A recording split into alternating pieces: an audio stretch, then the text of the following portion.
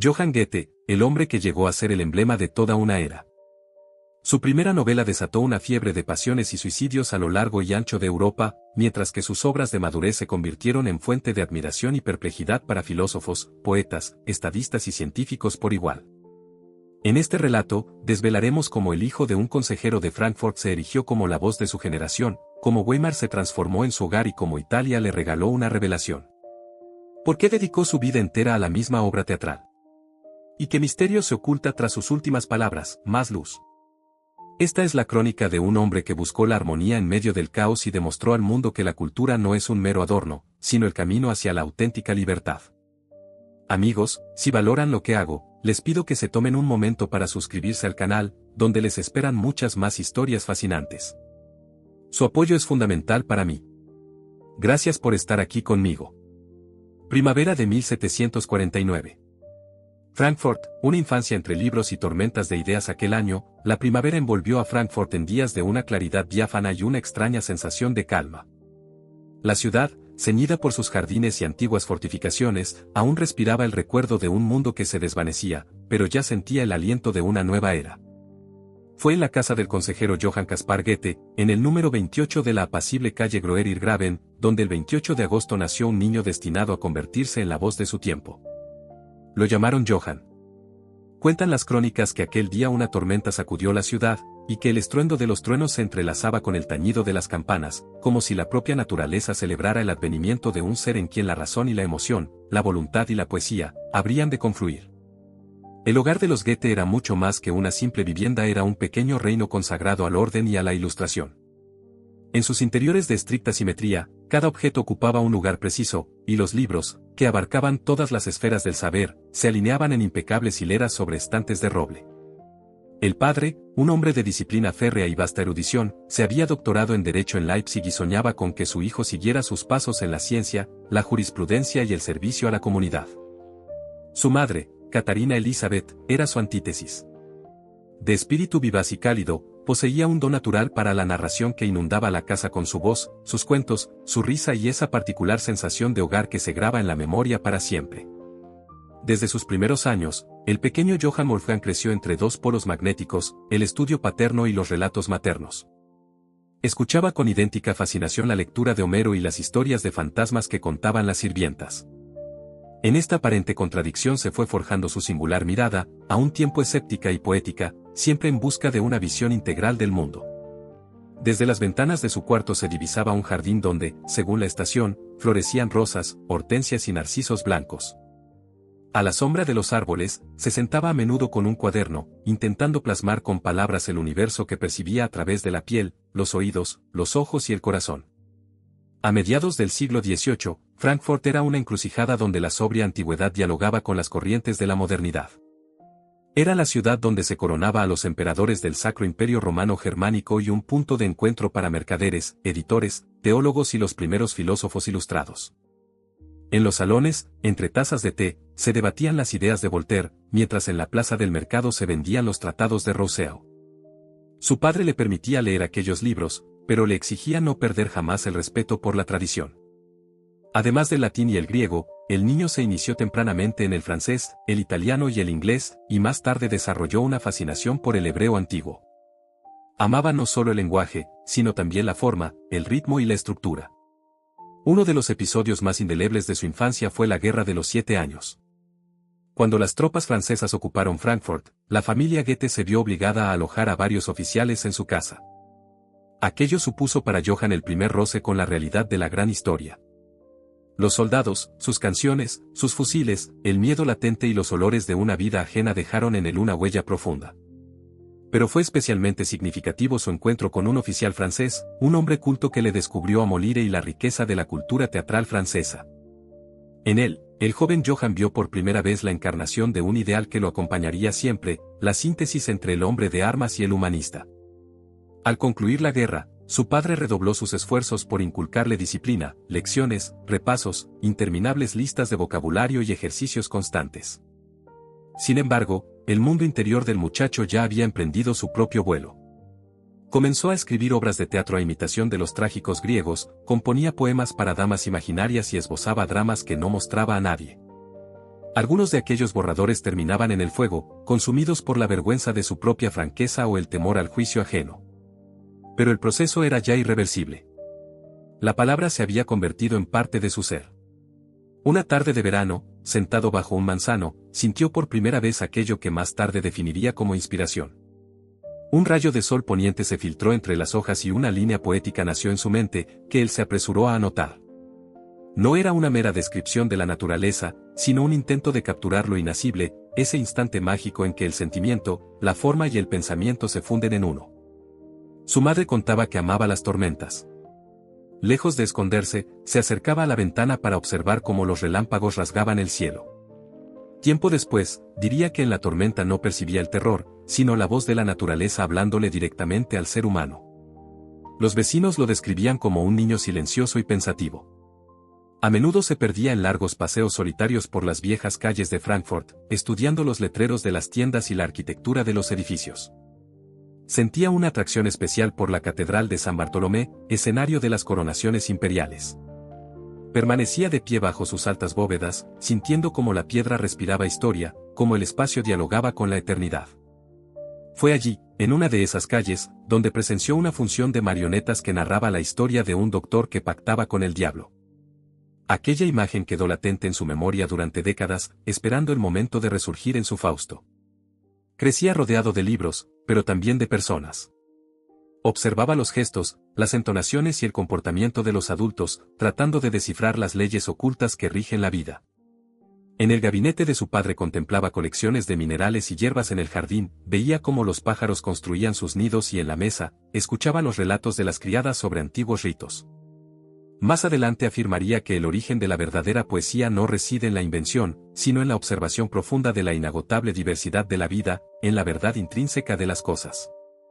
A los 16 años, su biblioteca personal ya albergaba varios centenares de volúmenes. Su curiosidad no se limitaba a la literatura, se extendía a la filosofía, la anatomía, la historia y la jurisprudencia. No aspiraba simplemente a saber, sino a comprender la conexión secreta que une todas las cosas. Ya por entonces escribió, no puedo elegir un solo camino. Deseo recorrerlos todos a la vez. Este anhelo de totalidad se convertiría en el rasgo definitorio de su carácter. Cuando llegó el momento de partir a la universidad, su padre insistió en que estudiara Derecho.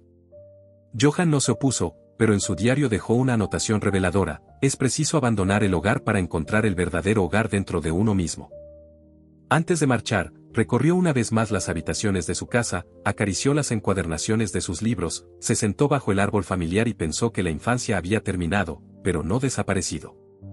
Permanecería con él para siempre, como un recuerdo, como un mito, como el cimiento de todo lo que estaba por escribir. La búsqueda del camino, universidad, amor y el despertar del espíritu. En el otoño de 1765, con apenas 16 años, Johann Goethe dejó atrás Frankfurt para iniciar sus estudios en la Facultad de Derecho de la Universidad de Leipzig. La decisión había sido de su padre, quien proyectaba en su hijo un futuro como jurista, quizá incluso como un digno consejero al servicio del Estado. Sin embargo, el propio Johann concebía aquel viaje de un modo muy distinto, como un desafío interior, como el primer intento real de descubrir quién era y qué anhelaba de la vida. Leipzig lo recibió con su estruendo de luces, pelucas empolvadas, teatros y música. Era una ciudad de máscaras y fachadas, un mundo que se regía por los códigos de una refinada sociabilidad. Pronto se sintió un extraño entre estudiantes demasiado preocupados por la moda y profesores cuyas lecciones carecían de alma. Al principio intentó adaptarse. Encargó un traje a medida, frecuentó el teatro y trató de comportarse como un joven de su círculo, pero en su interior sentía una creciente disonancia entre su ser y el entorno. Asistía a las clases de derecho romano, pero casi de inmediato empezó a considerarlas una obligación tediosa, no una fuente de inspiración. Pasaba mucho más tiempo en la biblioteca, sumergiéndose en el misticismo, la filosofía y la gran literatura. Estudiaba las obras de Spinoza, los escritos de Jacob, tratados de alquimia y la cábala cristiana. Todo ello quedaba reflejado en sus diarios, donde proliferaban las reflexiones sobre la dualidad de la naturaleza humana, las leyes ocultas del universo y el papel del poeta como mediador entre lo terrenal y lo espiritual.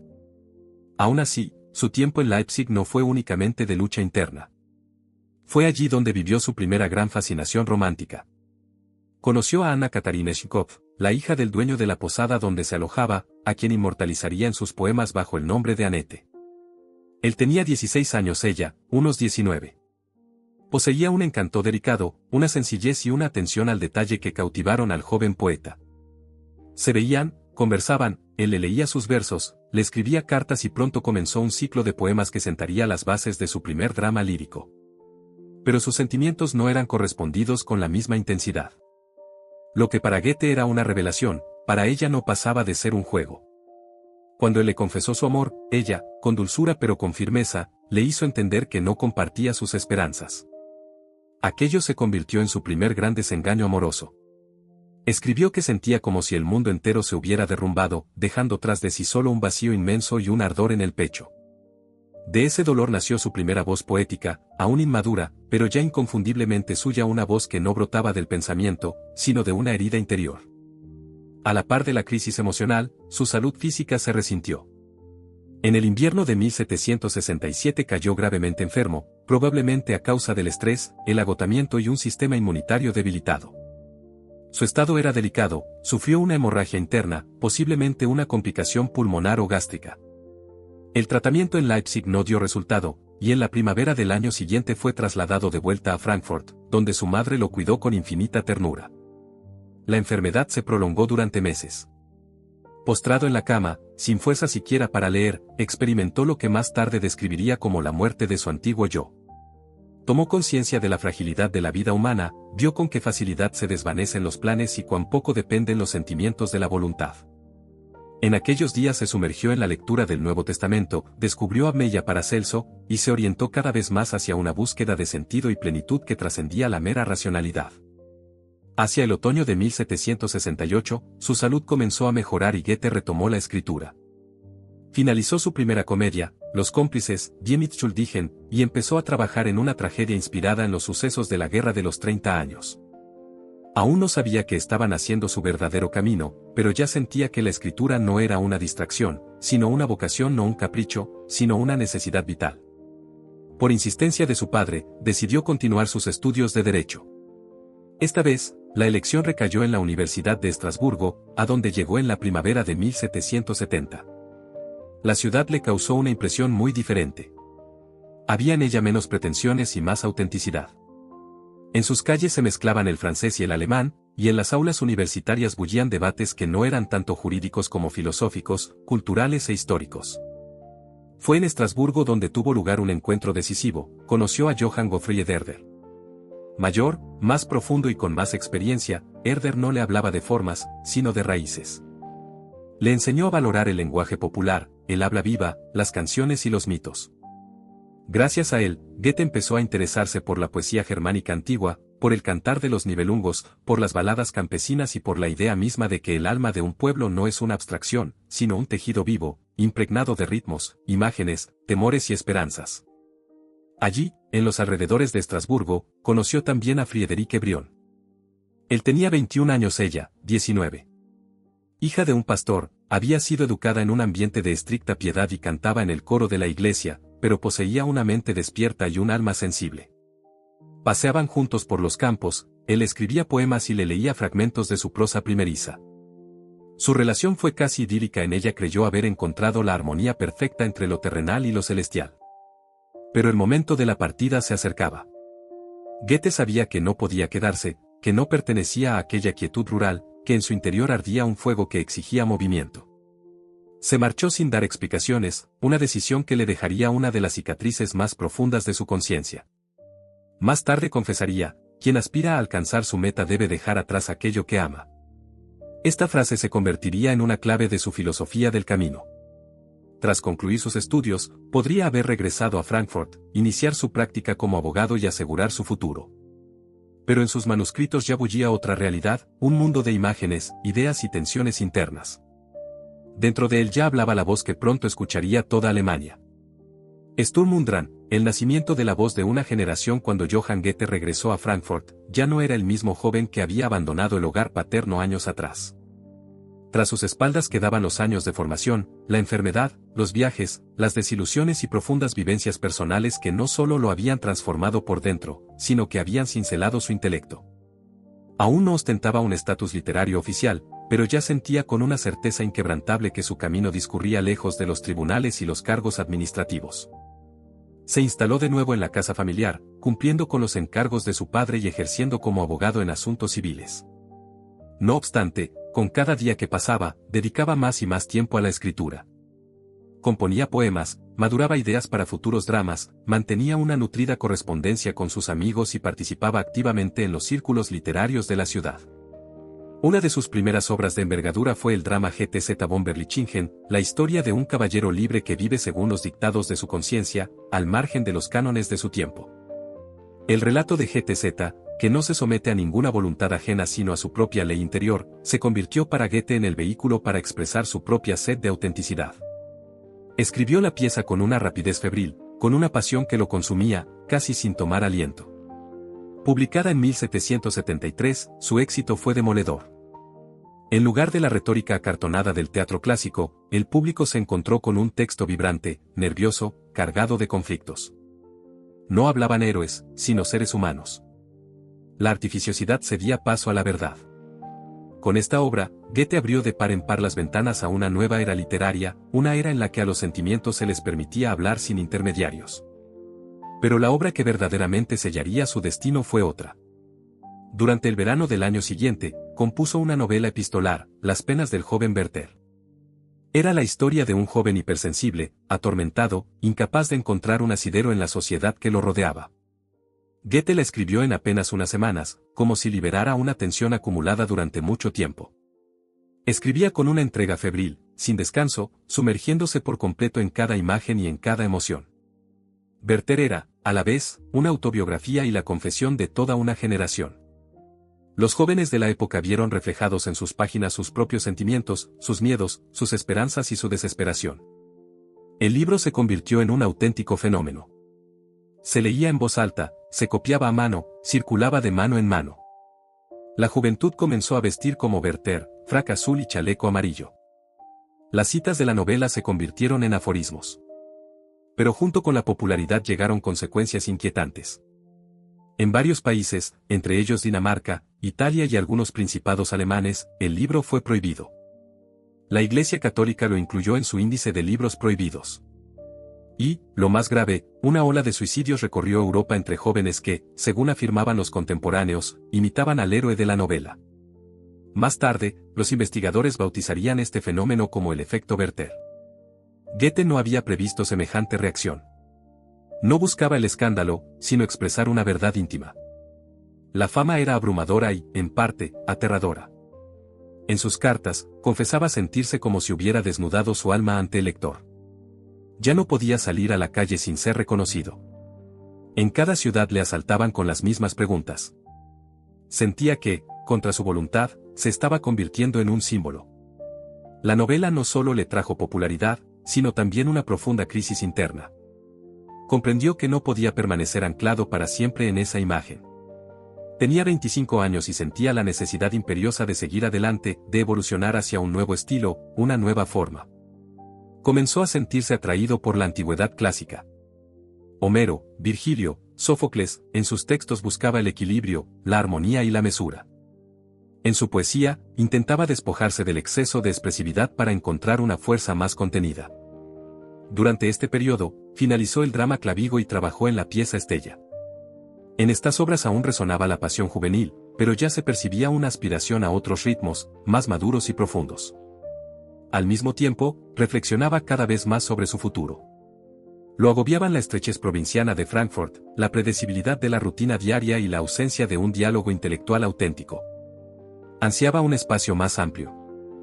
Por eso, cuando en 1775 el duque Carlos Augusto, el joven soberano del ducado de Weimar, le envió una invitación para unirse a su corte, Goethe comprendió que ante él se abría un nuevo horizonte. Era la oportunidad no solo de escribir, sino de ser escuchado, de influir, de participar activamente en la vida de la sociedad. Todo aquello lo atraía mucho más que la fama. Pero antes de partir, echó una mirada atrás. Werther había sido su voz, auténtica y sincera, pero no definitiva. Sabía que quien ha dicho una verdad debe decir una segunda y una tercera para no convertirse en prisionero de una única imagen. Debía renacer, y por eso se puso en camino. Weimar, el poder, el deber y la amistad con Schiller. Con 26 años, Johann Goethe llegó a Weimar, una capital pequeña y sosegada del ducado homónimo, donde aún no existía un gran escenario, pero sí la posibilidad de construirlo. El joven duque Carlos Augusto, que por entonces contaba 21 años, le había extendido personalmente la invitación, fascinado no solo por Werther, sino por la energía vital que percibía en sus cartas. No buscaba un simple poeta cortesano, sino un interlocutor, un consejero, un hombre con quien edificar una nueva cultura. Goethe llegó a Weimar sin títulos ni rangos, pero precedido por un nombre que resonaba en toda Alemania. Fue recibido con interés y respeto, aunque no todos comprendían qué hacía un poeta junto al trono. Él, por su parte, no había acudido en busca de privilegios. Ansiaba ponerse a prueba en un plano diferente, descubrir si la palabra podía transformar no solo el mundo interior, sino también el orden externo. Durante los primeros meses, forjó una estrecha relación con el duque. Daban largos paseos por los parques, discutiendo sobre reformas, asuntos de Estado, agricultura y teatro. En sus conversaciones no había jerarquías, eran dos jóvenes, cada uno con su propio temperamento, en busca del lenguaje del futuro. Pronto, Goethe fue nombrado miembro del Consejo Privado y, más tarde, se le asignaron responsabilidades en la gestión de las minas, la supervisión de caminos, las finanzas, la instrucción militar y la educación pública. No era un funcionario en el sentido convencional. Redactaba decretos, elaboraba informes, viajaba por aldeas y minas, y participaba en la asignación de presupuestos, pero lo hacía con la misma atención al detalle con la que antes creaba sus personajes. Estudiaba la estructura de las explotaciones mineras, preguntaba a los obreros por sus salarios, verificaba la calidad de los puentes y supervisaba personalmente la reconstrucción de un castillo en ruinas en Ettersburg. Creía firmemente que un poeta debía conocer la vida real, de lo contrario, no tenía derecho a hablar en nombre de su tiempo. La carga de trabajo era, sin embargo, abrumadora. Trabajaba 8, a veces 10 horas al día, y al final de la semana se sentía completamente vacío. Apenas escribía poesía. En las raras noches libres, abría su cuaderno, anotaba un par de versos, pero la mayoría de las veces abandonaba la pluma. En sus cartas confesaba sentir cómo su resorte interior se debilitaba. En una misiva a Johann Caspar Lavater, escribió: «Mis días son reuniones, cartas, asuntos, mis noches, un vacío. Vivo en la forma, pero pierdo cada vez más el contenido». Este conflicto interno entre el deber y la vocación se agudizaba. No se quejaba, pues consideraba que realizaba una labor importante, pero no podía ignorar cómo la poesía se le escapaba de las manos. Comenzó a buscar otras formas de respiración espiritual. Volvió a las ciencias naturales, estudiando geología, botánica y óptica, y leyendo los tratados de Linneo y Newton. A mediados de la década de 1780, publicó su primer trabajo científico sobre la estructura de los estratos terrestres en las cercanías de Ilmenau.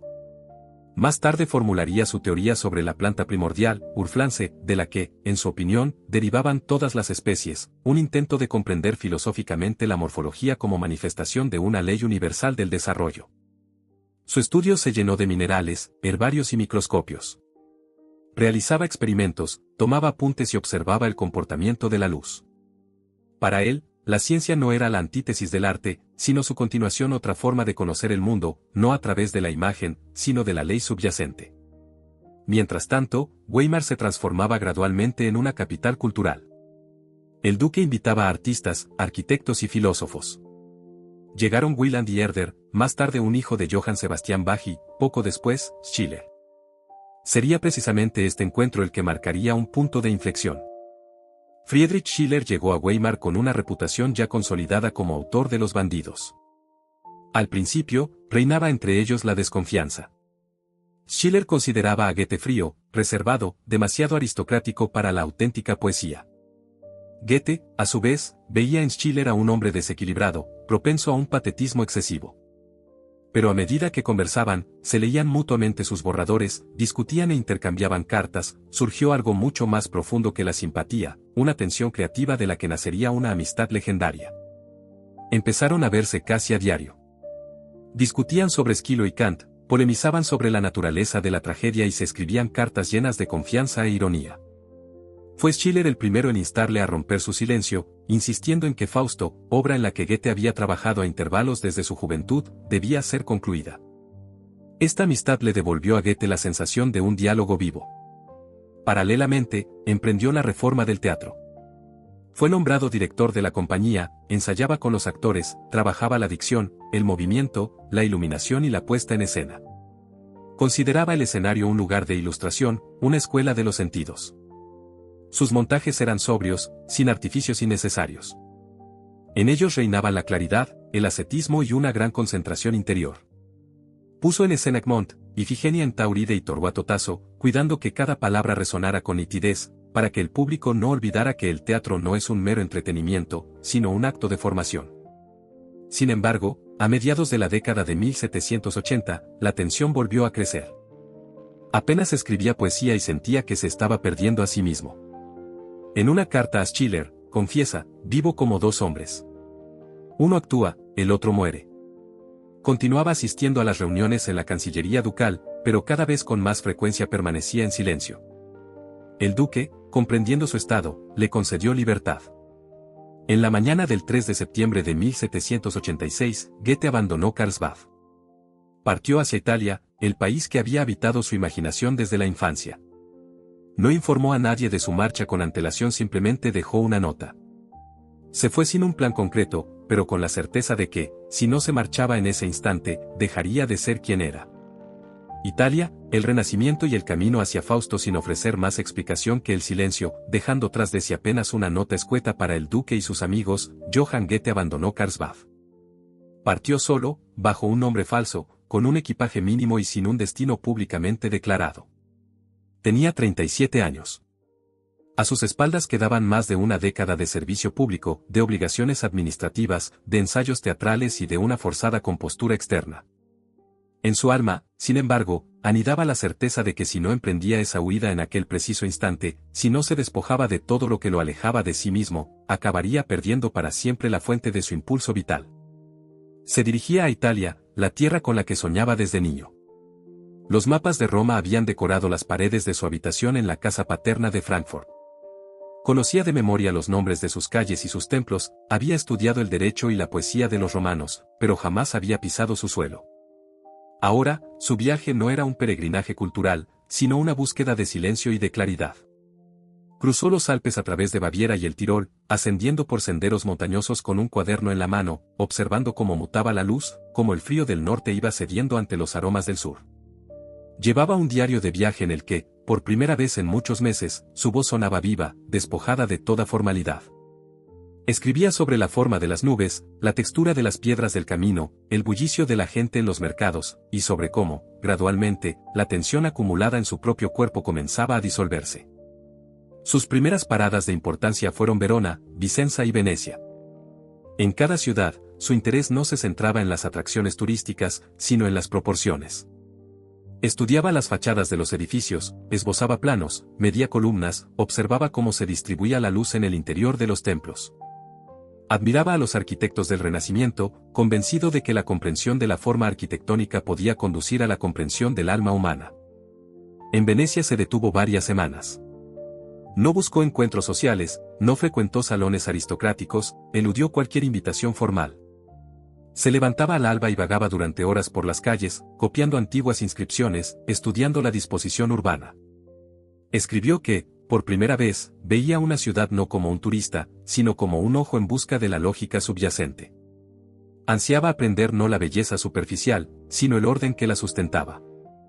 En noviembre llegó a Roma, la ciudad que desde su juventud había sido el centro magnético de su universo. Alquiló una habitación sencilla cerca de la Plaza de España, comía en pequeñas trattorias y conversaba con artesanos, pintores y arquitectos. Vivía, según sus propias palabras, casi como un filósofo de la antigüedad. Cada mañana emprendía largas caminatas hacia el Coliseo, el Panteón o el Foro.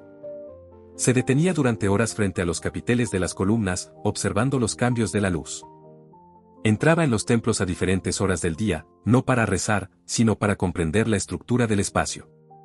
Contemplaba los relieves, copiaba figuras de la estatuaria clásica, posaba para escultores. Y volvió a dibujar. Durante aquel tiempo redescubrió la alegría de pensar. Había traído consigo viejos borradores y comenzó a revisar sus obras de teatro. Sentía que, tras tantos años de vida administrativa, su lenguaje se había vuelto pesado y rígido. Pero en Italia, todo comenzaba de nuevo. Fue aquí donde retomó Fausto. Aquellos versos, escritos en su juventud, le parecían ahora más vivos que nunca. Los leía en voz alta, escuchando su propia entonación, corrigiendo el ritmo. Comprendió que Fausto no era simplemente un drama, sino un camino, una senda que estaba destinado a recorrer durante toda su vida. En su diario anotó una frase que se convertiría en la clave de todo su viaje: aquí, vuelvo a ser hombre. Sentía que recuperaba la lucidez perdida. En la primavera, partió hacia Nápoles. Allí vio el mar por primera vez, sintió el olor a azufre, ascendió al Vesubio, descendió a su cráter y observó cómo la tierra respiraba fuego. Desde Nápoles cruzó a Sicilia. Visitó Palermo y Siracusa, se detuvo ante los teatros griegos, escuchando cómo el silencio resonaba en sus nichos antiguos. Pasaba largos ratos observando a los pescadores, a las mujeres que tendían la ropa al sol, a los niños que jugaban en el polvo. Escribió que Sicilia era la clave para comprender Italia. El viaje duró casi 2 años. Cuando regresó a Alemania, era el mismo Goethe, pero como si hubiera sido pulido por el tiempo. Su rostro mostraba una mayor serenidad, su voz era más suave, sus movimientos más seguros. Ya no aspiraba a impresionar a nadie, deseaba construir. No regresó con manuscritos, sino con una claridad interior inquebrantable. Ya sabía cuál sería su lenguaje. Sabía lo que no quería. Sabía que no todo necesitaba ser publicado, que muchas cosas podían ser simplemente vividas. Y, sobre todo, comprendió que debía escribir sin prisa, no para el mundo, sino para estar en armonía con el mundo. Fausto y la filosofía del alma humana. La primera vez que la historia de un hombre que sella un pacto con el diablo llegó a oídos de Johann Goethe fue en su infancia. A los 12 años, presenció un espectáculo de marionetas que narraba la leyenda del Dr. Fausto, un erudito que, en su afán por conocerlo todo, por alcanzar la verdad suprema, transgredía los límites de lo permitido. Aquella imagen se grabó a fuego en su conciencia, la extraña alianza entre el saber y el pecado, entre el anhelo y la perdición, entre el espíritu y la carne. Aún no sabía que un día escribiría sobre ello su obra cumbre. Los primeros borradores surgieron cuando Goethe apenas superaba los 25 años.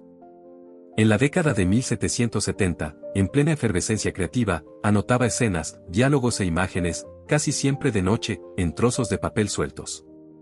Aquello no era una obra estructurada, sino más bien una voz que emergía, un cúmulo de tensión interna, de dudas y de preguntas que no podían ser formuladas ni en un tribunal, ni en un poema, ni en una conversación. No pensaba en un argumento, simplemente escribía.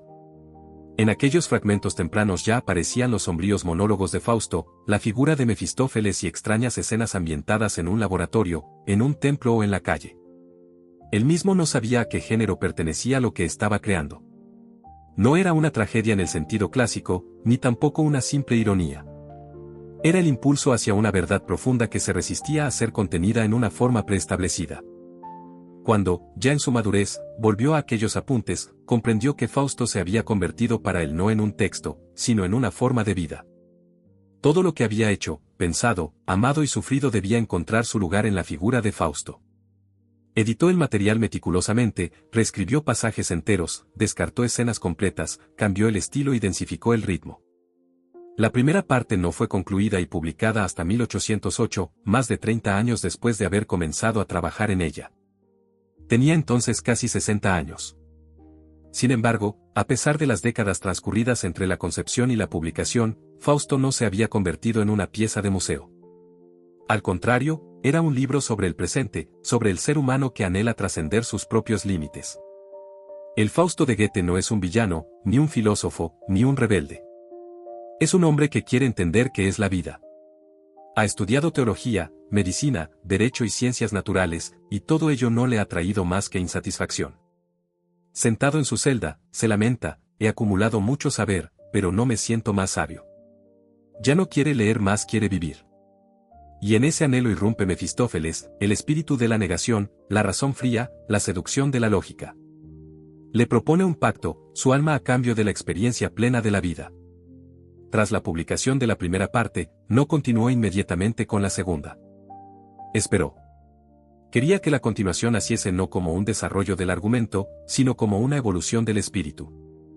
Decía que Fausto debía atravesar todos los estados del ser: el amor, el poder, la creación, la desesperación y la pérdida. Goethe supervisó personalmente cada edición, cuidando la maquetación, el diseño y la tipografía. Escribió: esto no es un libro, soy yo mismo. sabía que sería criticado. Unos dirían que era demasiado oscuro, otros, demasiado filosófico, algunos, incomprensible. No respondió a las críticas, siguió escribiendo. Sabía que no todos lo entenderían, pero que aquellos que lo hicieran, jamás lo olvidarían. No aspiraba a estar de moda, aspiraba a ser preciso. Cuando rondaba los 80 años, dijo, Fausto aún no está terminado, pero mientras yo viva, se mueve, y en ese movimiento reside su fuerza. Fausto no ofrece respuestas. Ofrece una forma en la que cada cual puede verter su propia existencia. No es un mito, es un espejo. Y Goethe nos lo legó como un testamento. Más luz, los últimos años y el legado. En la primavera de 1805, Friedrich Schiller regresó a Weimar. Estaba enfermo, fatigado, pero su mente bullía de proyectos y esperanzas.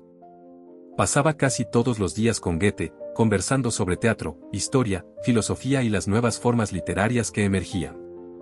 Compartían borradores, se leían mutuamente en voz alta, discutían y se inspiraban. Su amistad había alcanzado esa forma suprema de unión creativa en la que dos individualidades, sin perder su esencia, se convierten en cauces de un mismo y profundo aliento cultural. Sin embargo, en mayo de ese mismo año, Schiller falleció. Tenía tan solo 45 años. Goethe quedó devastado. Durante varias semanas rehuyó todo contacto social, no apareció en público y dejó de responder a su correspondencia. Sentía que, junto a aquel hombre, se había marchado una parte de sí mismo que solo cobraba plena conciencia en el diálogo. En una carta escribió, pierdo a un amigo y, con él, la mitad de mi existencia. Se encontraba de nuevo solo, pero continuó trabajando. En aquellos años tuvo lugar otra historia, la de un último y silencioso amor. En la ciudad balneario de Marienbad conoció a Ulrike von Levesow, una joven discreta, tímida y delicada. Ella tenía 17 años, él, 73. No hizo movimientos bruscos ni habló abiertamente de sus sentimientos, pero su afecto era profundo y sincero. Le dedicó uno de sus poemas más desgarradores, la Elegía de Marienbad, donde resuena no tanto la pasión como el dolor de lo irrevocable. No le propuso matrimonio. Simplemente partió, comprendiendo que es imposible retener lo que pertenece a otro tiempo. Y en esa pérdida, como en tantas otras antes, no culpó a nadie. Entendía que el amor puede ser valioso precisamente por aquello que no llega a consumarse. Mientras tanto, el trabajo en Fausto proseguía. La segunda parte crecía no como una continuación del argumento, sino como una nueva dimensión del drama mismo. Fausto se convertía ahora en un hombre de acción. Participaba en la corte imperial, creaba el papel moneda, construía, guerreaba, lideraba, perdía y volvía a buscar. Se transformaba en aquel que actúa y, en la acción, redime su culpa. Goethe dedicó casi el resto de su vida a esta segunda parte. No tenía prisa, no se apresuraba a publicar. Decía que el tiempo debía madurar la obra. Y cuando, ya en su vejez avanzada, concluyó los últimos versos, dispuso que la edición completa de Fausto no viera la luz hasta después de su muerte. En sus últimos años continuó escribiendo poesía, realizando observaciones científicas, reuniéndose con jóvenes eruditos y mostrando un vivo interés por la química, la geología y la astronomía. Leía sobre los viajes de Darwin, estudiaba filosofía china y discutía sobre poemas orientales. Nunca se cansó de aprender. No le gustaba hablar de la vejez, la llamaba una expansión de la mirada. En sus cartas escribía, mientras aprendo, estoy vivo. En enero de 1832, contrajo un fuerte resfriado. La enfermedad no fue fulminante, sino más bien un lento y silencioso apagarse. Los médicos lo visitaban a diario. Él los recibía con calma, a veces bromeando, la mayoría de las veces en silencio. Apenas comía, pero pedía que la luz del día inundara siempre su habitación. El 22 de marzo, hacia el mediodía, pidió que abrieran los postigos. Un torrente de sol entró en el cuarto. Miró por la ventana, donde ya comenzaban a brotar las primeras flores de la primavera, y pronunció, más luz. Fueron sus últimas palabras. El funeral se celebró con sobriedad. Su cuerpo fue sepultado en Weimar, en el Panteón Ducal, junto a los restos de Schiller. Tras su muerte, se publicó la versión íntegra de Fausto. En ella, los lectores vieron no solo la conclusión de un drama, sino el balance de toda una vida. Goethe dejó tras de sí decenas de volúmenes, cientos de poemas, miles de cartas, decenas de miles de páginas impregnadas de pensamiento, ritmo, observación y amor por la vida. Pero, por encima de todo, legó una imagen, la de un hombre que no teme enfrentarse a la complejidad, dudar, equivocarse y empezar de nuevo. Demostró que la razón no se opone al sentimiento, que la ciencia no niega la poesía, que el amor puede ser a la vez dolor, inspiración, pérdida y un retorno a uno mismo. Se convirtió para Europa en lo que Dante fue para Italia o Shakespeare para Inglaterra. No un simple poeta, sino una conciencia. Fue leído por Hegel y Nietzsche, por Darwin y Freud, por Jung y Thomas Mann. Sus ideas sobre la integridad del ser humano sentaron las bases para la filosofía de la cultura, la psicología y la estética. No buscó la inmortalidad, buscó el sentido. Y por eso, sus últimas palabras no fueron una despedida. Fueron una petición, un testamento y un recordatorio para todos: más luz.